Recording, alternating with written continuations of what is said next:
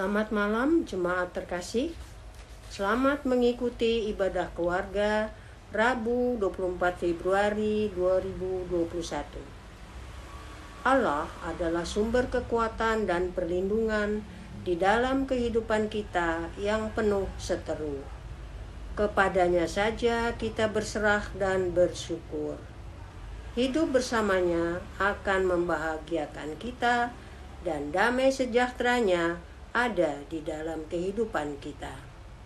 Dengan rasa syukur atas penyertaan dan perlindungannya, mari kita ungkapkan syukur kita melalui ibadah hari ini dengan menyanyikan lagu dari Gita Bhakti 1 bait 1.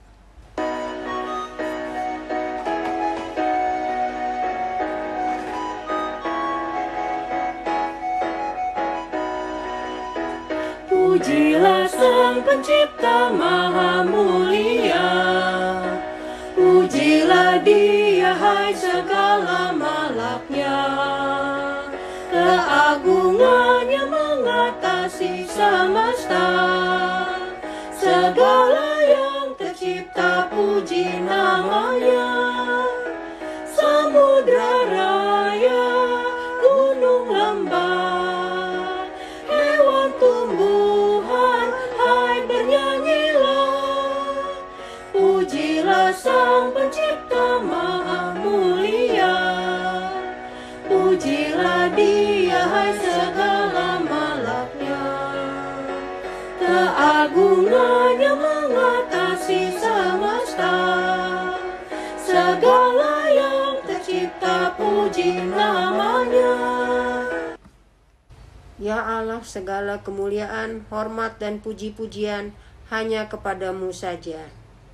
Engkaulah sumber rahmat dan kasih karunia. Saat ini kami bersyukur pada hari ini kami boleh bersekutu dalam ibadah ini. Kuduskanlah hati dan pikiran kami sehingga ibadah ini dapat berkenan di hadirat-Mu. Nyatakanlah kehendak-Mu melalui firman yang akan kami baca hari ini. Ampunilah segala dosa dan kesalahan yang kami perbuat. Di dalam nama Bapa, Anak, dan Roh Kudus kami berdoa. Amin. Kita masuk dalam Mazmur berbalasan yang terambil dari Mazmur 103 ayat 1, 2, 20, 21, dan 22. Pujilah Tuhan, hai jiwaku. Pujilah namanya yang kudus, hai segenap batinku. Pujilah Tuhan, hai jiwaku. Dan janganlah lupakan segala kebaikannya. Pujilah Tuhan, hai malaikat-malaikatnya. Hai pahlawan-pahlawan perkasa yang melaksanakan firman-Nya dengan mendengarkan suara firman-Nya. Pujilah Tuhan, hai segala tentaranya. Hai pejabat-pejabatnya yang melakukan kehendak-Nya. Pujilah Tuhan, hai segala buatannya. Di segala tempat kekuasaannya, pujilah Tuhan, hai jiwaku. Mari kita memuji Tuhan dari Gita Bhakti Vatsal 62 bait 1. Siapa yang berpegang?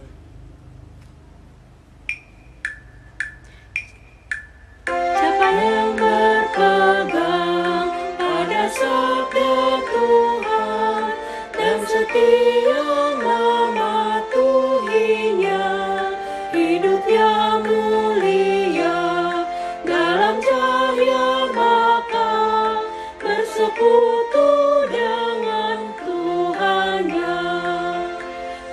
Percayalah dan pegang sabdanya, hidupmu dalam Yesus sungguh bahagia.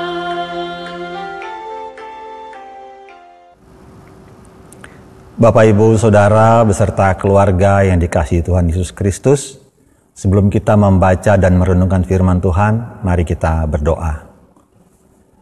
Bapa Maha Kudus, bimbinglah kami dengan Roh-Mu dalam kami membaca dan merenungkan firman-Mu, dan mampukan kami dengan Roh-Mu yang kudus untuk menggunakannya di dalam kehidupan beriman kami hari lepas hari.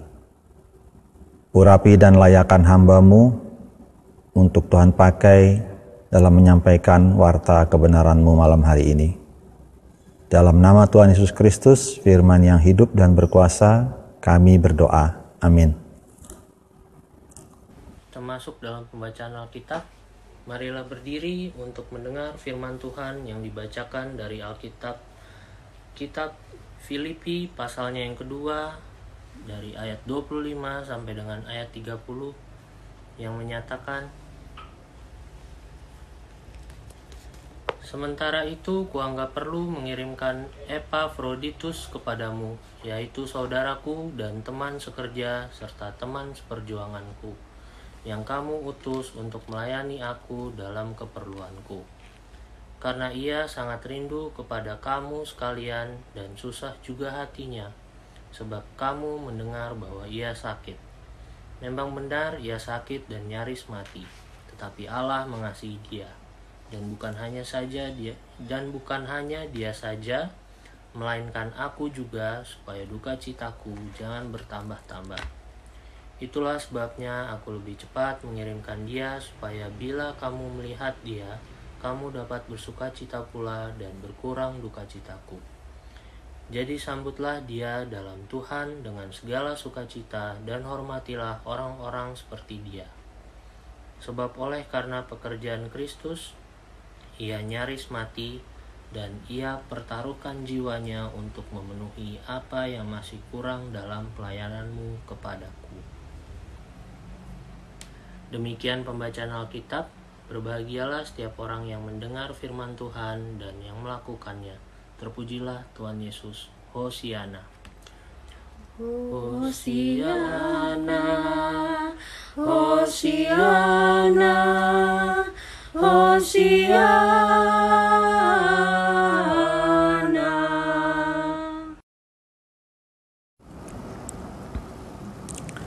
Shalom Bapak Ibu Saudara yang dikasihi Tuhan Yesus Kristus. Selamat berjumpa dan mudah-mudahan kita semua dalam keadaan sehat. Dan dengan hati yang terbuka, mari kita merenungkan firman Tuhan pada malam hari ini. Tema renungan firman Tuhan pada malam hari ini diberi judul Teladan Pelayanan. Apa yang menjadi sukacita pelayan Tuhan? Sukacita pelayan Tuhan adalah ketika mendapati bahwa pelayanannya memberikan dampak yang positif bagi orang-orang yang dilayani.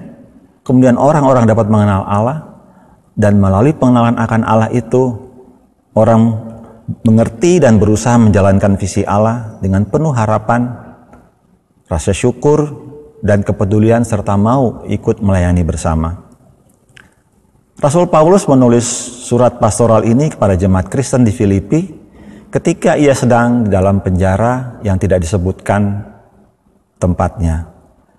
Dalam 2 Korintus 11 ayat 23, Rasul Paulus menyatakan bahwa ia sering dipenjara karena memberitakan Injil Kristus. Kisah Para Rasul menulis bahwa Rasul Paulus pernah dipenjara di Yerusalem atau Kaisarea, di Filipi, dan di Roma. Juga di Efesus menurut surat Korintus. Jemaat di Filipi adalah karya Tuhan melalui pelayanan Rasul Paulus dan Silas. Menurut Kisah Rasul pasal 16, orang-orang yang pertama menjadi Kristen di Filipi antara lain adalah Lydia, seorang pengusaha dan kepala penjara Filipi, seorang yang mengalami roh tenung yang dipulihkan oleh Rasul Paulus, dan pada akhirnya terbentuklah suatu jemaat di Filipi yang kalau kita baca Filipi 1 ayat 1, Rasul Paulus memberi salam kepada mereka. Melalui pengenalan akan Allah yang adalah kasih, jemaat mula-mula di Filipi telah menunjukkan komitmen yang luar biasa untuk mendukung Paulus dalam menjalankan misi pemberitaan Injilnya. Hal ini dipuji oleh Paulus pada Filipi 1 ayat 5, sejak dirinya baru memulai penginjilan di Filipi, dan bahkan mereka, jemaat-jemaat di Filipi ini mengutus Epafroditus untuk membawa bantuan yang dikumpulkan jemaat dan melayani Rasul Paulus selama di penjara. Pada masa itu kebutuhan narapidana bergantung pada orang lain untuk kelangsungan hidupnya. Inilah yang menjadi perjalanan jemaat Filipi mengenal Tuhan Yesus.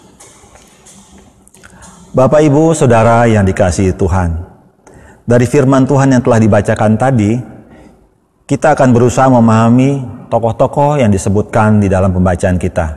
Di situ ada Rasul Paulus, ada Epafroditus, dan ada di jemaat di Filipi dengan pelayanan-pelayanannya. Seorang pelayan adalah hamba. Dalam bahasa Yunani disebut doulos, atau bahasa Inggris disebut slave, yang berarti budak. Seorang budak terikat pada tuannya, sehingga pelayan Tuhan atau hamba Allah artinya adalah hamba yang terikat kepada Allah. Menjadi seorang pelayan Tuhan tidak mudah. Pertama-tama yang harus dimiliki adalah kerendahan hati. Kerendahan hati untuk dibentuk dan diubah. Rasul Paulus dan Epafroditus meneladani Tuhan Yesus sebagai contoh kerendahan hati yang harus dimiliki oleh seorang pelayan Tuhan. Kerendahan hati Tuhan Yesus dapat kita baca dalam Filipi 2 ayat 6-8. Paulus sendiri dalam Filipi 3 ayat 7 mengatakan bahwa segala luxuries atau kemewahan yang dia miliki sebelum bertemu dengan Kristus itu adalah sebuah kerugian. Mari kita lihat satu persatu ketiga tokoh yang ada. Rasul Paulus. Rasul Paulus meskipun sebagai tahanan di penjara tidak menjadikan keadaannya itu sebagai kendala dalam pemberitaan Injil. Secara positif, Rasul Paulus mengatakan bahwa kondisi pemenjaraannya justru membawa kemajuan dalam pemberitaan Injil. Paulus memang terbelenggu secara lahiriah, tapi Injil Tuhan dan kemajuannya tidak terbelenggu. Contoh kemajuan Injil dari penjara ini adalah ketika Rasul Paulus membaptis kepala penjara dan keluarganya. Selama di penjara, Rasul Paulus tetap bertanggung jawab dalam pelayanannya dengan menulis dan mengirimkan surat pastoral kepada jemaat-jemaat yang dilayaninya untuk tetap menguatkan iman jemaat. Kita tahu surat-surat yang ditulis dari penjara adalah Filemon, Kolose, Efesus, dan Filipi. Kepedulian Rasul Paulus terhadap kehidupan iman jemaat yang dilayaninya dalam hal ini, sesuai bacaan kita adalah jemaat Filipi, ditunjukkan dengan segera akan mengirimkan Timotius yang akan membawa surat pastoral ini. Dan bahkan Rasul Paulus sendiri berjanji akan mengunjunginya lagi. Sementara itu, sebelum Timotius diutus, Paulus akan mengirimkan Epafroditus untuk kembali kepada jemaatnya. Sebagai rasul, Paulus memiliki kerendahan hati dengan mengatakan Epafroditus sebagai saudara dan teman sekerja, serta teman seperjuangan. Ayat 25 bacaan kita. Dia juga memiliki kepedulian terhadap Epafroditus, terutama kesehatan dan kondisi psikologinya pada saat itu. Rasul Paulus mengucap syukur karena perbuatan Allah yang mengasihi Epafroditus dan telah menyembuhkan sakitnya. Dan hal ini dikatakan bukan hanya untuk Epafroditus, tapi kasih Allah itu juga untuk dialami oleh Rasul Paulus. Karena dengan kesembuhan Epafroditus, maka duka cita dari Rasul Paulus berkurang. Tokoh yang kedua, Epafroditus. Dalam bacaan kita, perjuangan Epafroditus yang diutus jemaat Filipi untuk datang membawa bantuan dan melayani Paulus selama di penjara memerlukan perjuangan yang berat, bahkan harus mengalami sakit dan bahkan hampir mati. Paulus memuji Epafroditus yang telah mempertaruhkan jiwanya untuk membawa bantuan kepadanya. Ayat 30. Menurut tafsiran, surat Filipi ini ditulis ketika Rasul Paulus dipenjara di Roma. Sehingga dapat dibayangkan betapa perjuangan Epafroditus Dari Filipi ke Roma dengan jarak yang begitu jauh, dengan rintangan alam yang luar biasa, dia tetap mengemban misi pelayanan dari jemaat Filipi untuk datang membantu dan melayani Rasul Paulus. Pelayanan Epaphroditus pada Rasul Paulus adalah bentuk pelayanan nyata kepada Allah. Dalam bahasa Yunani disebut liturgos, karena turut mendukung pemberitaan Injil yang dilakukan oleh Rasul Paulus. Sehingga pada ayat 29, Rasul Paulus meminta jemaat di Filipi untuk menyambut Epaphroditus dengan sukacita dalam Tuhan dan menghormati Epaphroditus karena dia berhak mendapatkan apa yang dilakukannya sebagai pelayan Tuhan. Tokoh yang ketiga adalah jemaat Filipi. Pada Filipi 1 ayat 3-7, Rasul Paulus mengucap syukur kepada Allah setiap kali mengingat jemaat di Filipi.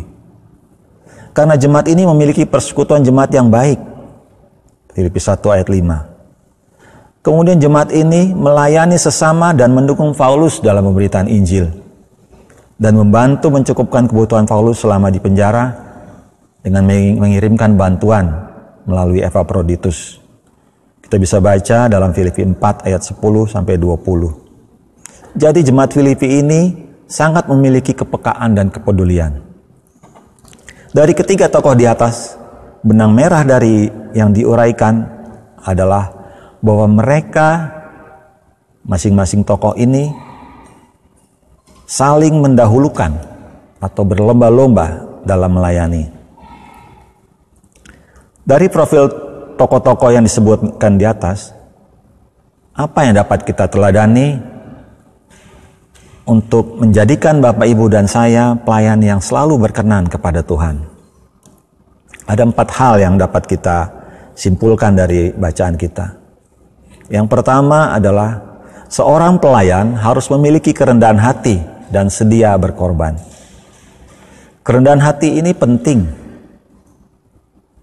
karena seringkali tanpa kita sadari, status sosial, pendidikan, dan jabatan yang kita miliki seringkali membuat orang menjadi sulit cair dalam pelayanannya. Paulus tidak menganggap dirinya lebih hebat dari Epaphroditus, tetapi menyebut Epaphroditus sebagai saudara, rekan seperlayanan, rekan seperjuangan. Yang kedua, pelayanan kepada sesama atau liturgos adalah bentuk nyata pelayanan kepada Allah. Kita tidak bisa mengatakan telah melayani Tuhan jika kita belum melayani sesama. Tuhan Yesus sendiri berulang kali mengidentifikasi dirinya sama seperti orang-orang yang menderita dan kekurangan. Matius 25 ayat 35-45. Yang ketiga, melayani bukanlah sesuatu yang dapat kita lakukan asal-asalan atau seadanya. Melayani harus berangkat dari kepedulian dan cinta kasih. Seperti yang ditunjukkan oleh Paulus, Epaphroditus, dan jemaat di Filipi. Harus ada empati. Hanya dengan demikian kita dapat melayani dengan sungguh-sungguh dan tidak mudah menyerah.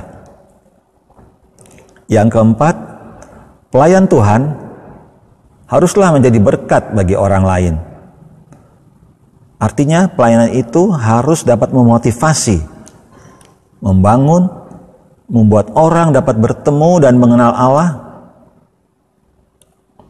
sehingga Allah akan menolong dan mengatasi persoalan-persoalannya.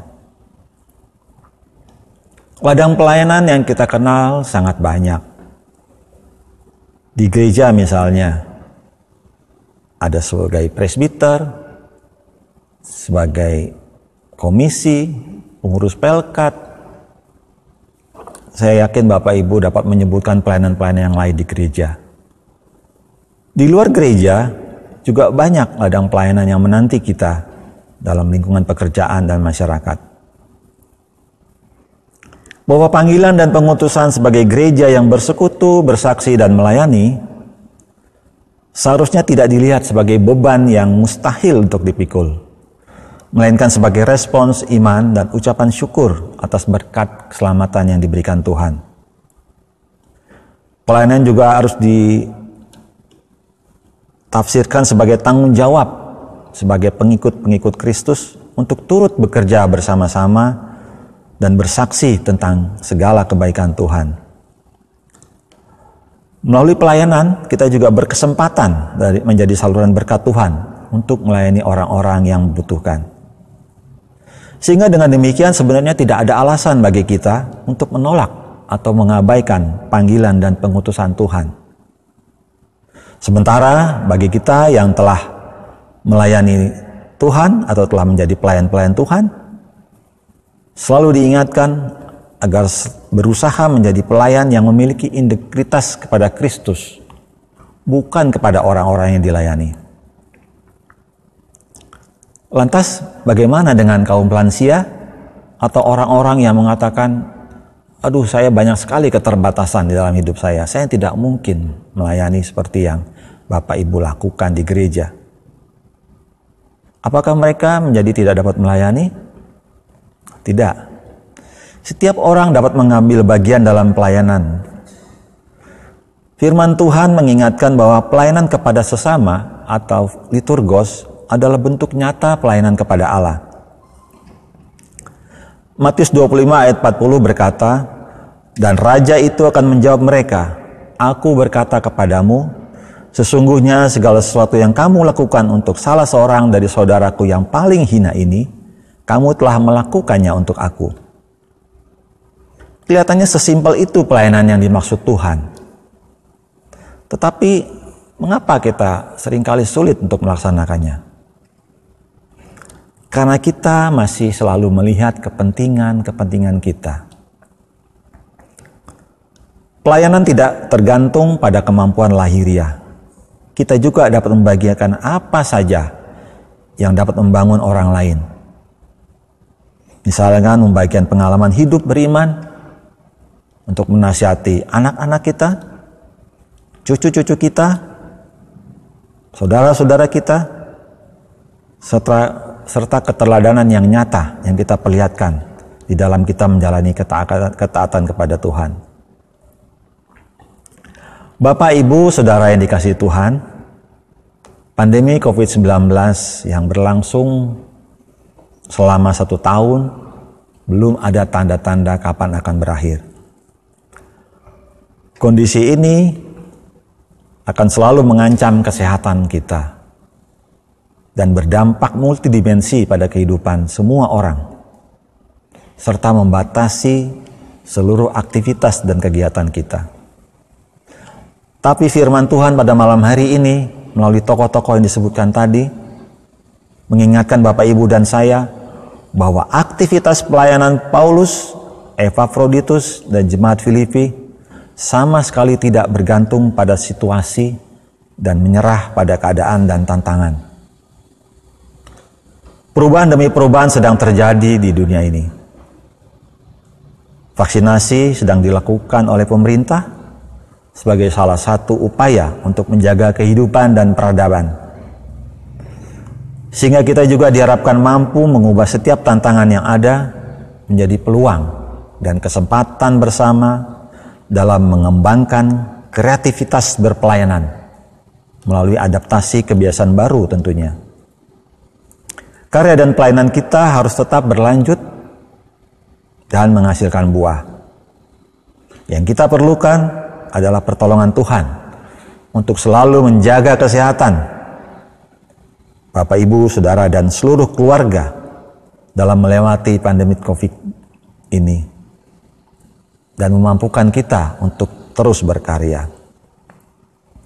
Kiranya damai sejahtera Allah yang melampaui segala akal akan memelihara hati dan pikiranmu dalam Kristus Yesus.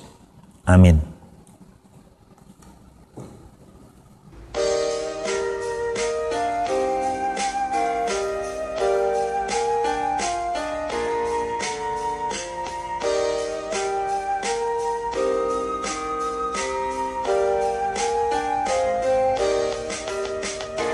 Yesus telah datang memberi syukur.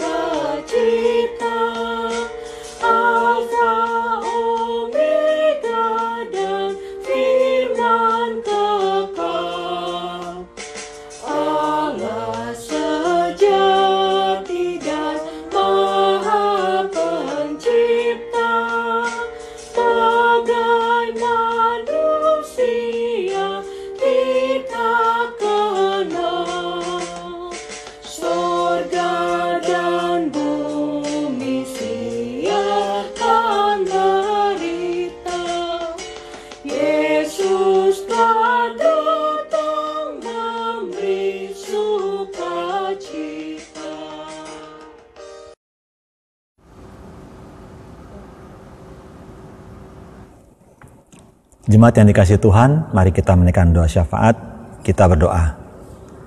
Bapa yang Maha Baik, kami mengucap syukur dan terima kasih atas firman yang boleh diberitakan dan kami renungkan pada malam hari ini. Melaluinya kami boleh belajar meneladani Rasul Paulus, Epaphroditus dan jemaat Filipi tentang yang menguatkan kami agar kami dalam berpelayanan tidak tergantung pada keadaan dan kami dapat mengubah segala tantangan menjadi peluang atau kesempatan. Kami berdoa untuk setiap kami yang hadir pada malam hari ini, kiranya Tuhan datang di tengah-tengah kehidupan kami, rumah tangga kami, dengan pergumulan-pergumulan yang ada, baik pergumulan akan kondisi ekonomi, pergumulan akan kesehatan, pergumulan akan pendidikan anak-anak, dan pergumulan-pergumulan lain yang tidak dapat kami sebut satu persatu. Berikan kami kekuatan dan kemampuan Bapa, biarlah kami senantiasa meletakkan seluruh pengharapan kami dalam tangan pengasihan-Mu. Bapa di surga, kami berdoa untuk jemaat kami dalam kelemahan tubuh.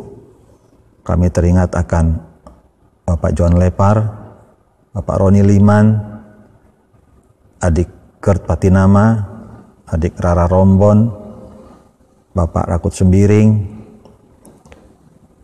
dan saudara-saudara kami yang telah memasuki usia lansia, yang dalam kelemahan tubuhnya, kiranya Tuhan menguatkan mereka, Tuhan menjamah dan datang di tengah-tengah kehidupan mereka, memberikan sukacita kesembuhan, sehingga di hari-hari yang mendatang mereka boleh kembali bersekutu, memuji dan membesarkan nama-Mu.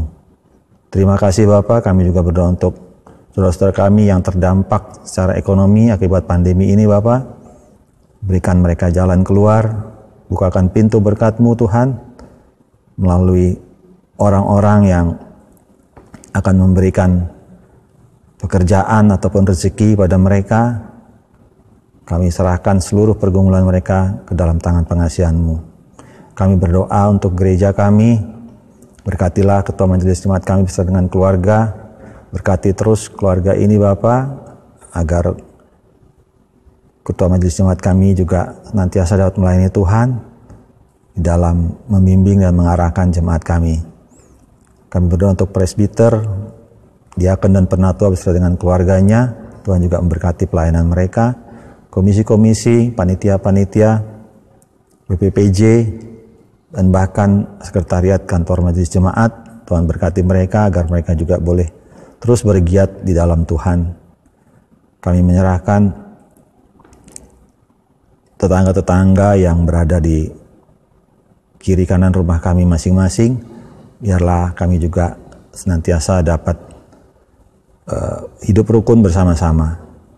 Bapa yang surga, kami berdoa untuk seluruh pelayanan yang ada di gereja kami, biarlah program-program yang ada dapat kami jalankan, dan semuanya itu mendatangkan kebaikan bagi kami semua, dan berkenan di hadapan Tuhan. Kami berdoa untuk GPIB, fungsionaris majelis jemaat, pendeta-pendeta jemaat, dan bahkan seluruh jemaat dari perkotaan hingga pedesaan dan pos-pos Pelkes. Dalam situasi pandemi ini, Tuhan juga menjaga dan menatang kehidupan mereka. Tuhan mencukupkan segala kebutuhan-kebutuhan kami. Bapak, kami berdoa untuk kehidupan bangsa negara kami, berkatilah pemerintah dengan segala upaya yang mereka lakukan untuk mengatasi keadaan ini. Vaksinasi sementara ini sedang dilakukan. Cukupkanlah vaksin-vaksin yang ada, berkati dan urapi vaksin ini agar mempunyai khasiat untuk meningkatkan imunitas kami. Berkati para vaksinator dan seluruh unsur-unsur yang mengambil bagian dalam kegiatan ini agar semuanya itu boleh berjalan sesuai dengan rencana. Kami berdoa juga untuk upaya pemerintah memulihkan keadaan ekonomi akibat pandemi ini. Berikan kemampuan pada tim ekonomi pemerintah dalam menyediakan anggaran yang begitu besar yang harus dikeluarkan untuk mengatasi dan memulihkan kondisi ini Bapak. Biarlah tim ekonomi ini juga boleh Tuhan urapi, Tuhan berkati, Tuhan berikan roh takut akan Tuhan, sehingga dengan kejujuran dan penuh integritas mereka memilih menjalankan tugas-tugas mereka di dalam mengemban misi negara. Kami juga berdoa untuk masyarakat kami Bapak, khususnya yang terkena pandemi ini Bapak, berkati orang-orang yang sedang dirawat di rumah-rumah sakit, maupun dalam isolasi mandiri. Tuhan berikan kesehatan dan kekuatan pada mereka. juga orang-orang yang kehilangan anggota keluarga akibat penyakit ini atau penyakit yang lain, Tuhan kuatkan dan hiburkan. Kami juga menyerahkan masyarakat kami yang terkena musibah, bencana alam, baik itu gempa bumi, tanah longsor, banjir, dan gunung meletus, di mana mereka juga harus tinggal untuk sementara di tempat-tempat pengungsian yang penuh sesak. Berkati mereka, cukupkan sandang pangan mereka. Juga Tuhan kirim orang-orang yang membantu mereka, baik PNPB maupun relawan-relawan, sehingga mereka juga boleh segera dipulihkan dan mereka boleh kembali dalam kehidupan mereka seperti sedia kala. Kami berdoa juga untuk cuaca yang ekstrim beberapa hari belakangan ini. Ya Tuhan, berikan kami kemampuan untuk mempersiapkan diri, untuk berlaku hidup bersih, untuk tetap menjaga kebersihan kami masing-masing dengan tidak membuang sampah sembarangan, dan juga Tuhan mampukan pemerintah kami, khususnya pemerintah provinsi, untuk meningkatkan kebersihan lingkungan dan mengatasi keadaan ini.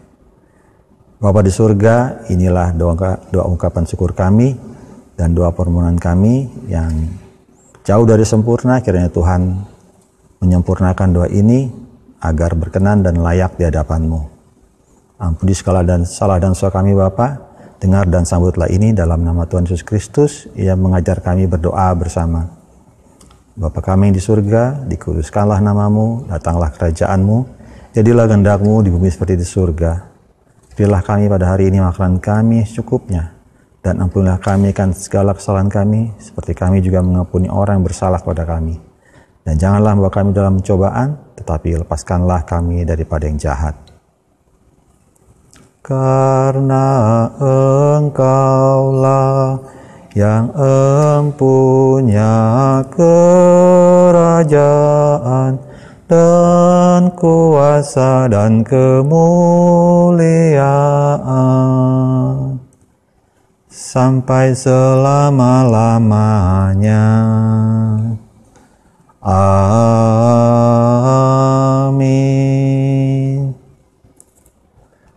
Marilah kita mengungkapkan syukur dengan hati, mulut, dan tangan kita, serta mengingat pesan dalam Alkitab yang tertulis di Mazmur 54 ayat 8 yang menyatakan, "Dengan rela hati aku akan mempersembahkan korban kepadamu. Bersyukur sebab namamu baik ya Tuhan." Tuhan memberkati saudara dan persembahan saudara. Marilah kita bernyanyi dari Gita Bakti 86 bait pertama, Aku Bersyukur.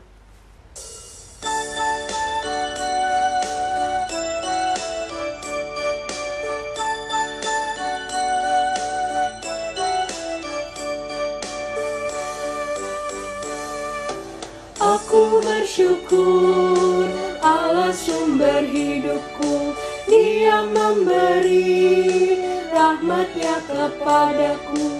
Puji dan syukur ku naikkan kepada-Nya, yang Maha Kudus di sorga terpujilah.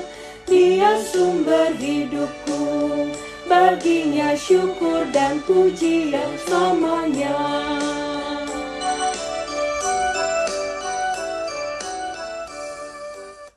Marilah kita berdiri. Marilah kita mendoakan persembahan kita. Ya Allah Maha Kasih, terimalah persembahan syukur kami, umat-Mu yang telah Engkau selamatkan. Berkati dan kuduskanlah persembahan kami ini, agar menjadi berkat bagi pelayanan kasih dan keadilan. Amin. Jemaat dipersilakan duduk kembali. Jemaat yang dikasihi Tuhan, marilah kita melanjutkan karya hidup dan melayani Tuhan dengan keyakinan sebagaimana Filipi 1 ayat 6b, Ia yang memulai pekerjaan yang baik di antara kamu akan meneruskannya sampai pada akhirnya pada hari Yesus Kristus. Kita nyanyikan nyanyian pengutusan.